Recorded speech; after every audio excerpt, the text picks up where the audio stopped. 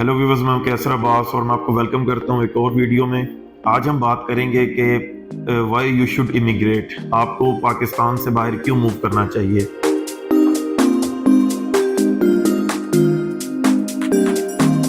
Viewers, जब भी हम इमिग्रेशन की बात कर रहे होते हैं या माइग्रेट करने की बात कर रहे होते हैं तो वो बेसिकली माइग्रेशन आपकी होती है on the base of your skills, और आइदर आप बिजनेस की बेस पे यानी बिजनेस इमिग्रेशन पे आप इमिग्रेट करते हैं।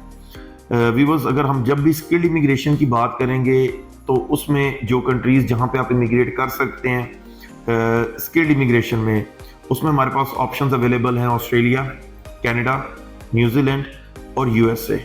इन चारों कंट्रीज में आपकी स्किल बेस्ड इमिग्रेशन हो सकती है और उसकी बेस पे आप मूव कर सकते हैं इन दीज कंट्रीज।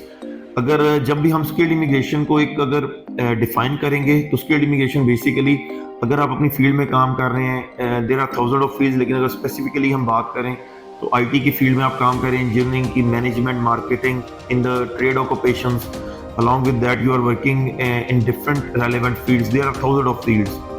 अगर आप उसमें काम कर रहे हैं तो you can migrate to Australia, Canada, New Zealand और यूएसए। इन अपने स्किल सेट की बेस पे, अपनी एजुकेशन की बेस पे, प्लस जो इम्पोर्टेंट चीज़ है दैट इज़ योर एक्सपीरियंस, उसकी बेस पे जब आप माइग्रेट करते हैं तो इस इमिग्रेशन को हम कहते हैं दैट इज़ स्किल्ड इमिग्रेशन। और जब भी आप किसी इन्वेस्टमेंट प्रोग्राम या किसी स्टार्टअप प्रोग्राम या किसी इनोवेटर वीज़ा का पाथवे फॉलो करते हैं तो इसको हम बिजनेस इमिग्रेशन कहते हैं। तो इसके साथ साथ हम कोरिलेट बात कर लेते हैं कि आपको पाकिस्तान से बाहर इमिग्रेशन क्यों करनी चाहिए।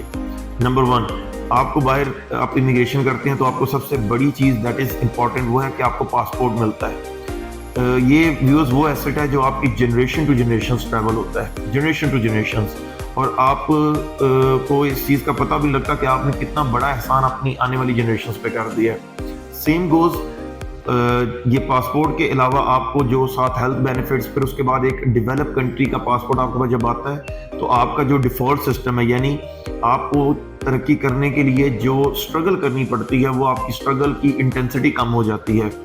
फॉर एग्जाम्पल, अगर आप पाकिस्तान में पैदा हुए और पाकिस्तान में आपने अपने फ्यूचर को सेट करना है तो you need to struggle a lot, ठीक है। लेकिन यही अगर आपके पास ऑस्ट्रेलियन पासपोर्ट है और you are having a Canadian passport, then that particular default आपका मल्टीप्लाई कर जाता है और आपकी ज़िंदगी जो है ना आसान हो जाती है और आपका ग्रो करना ईजी हो जाता है।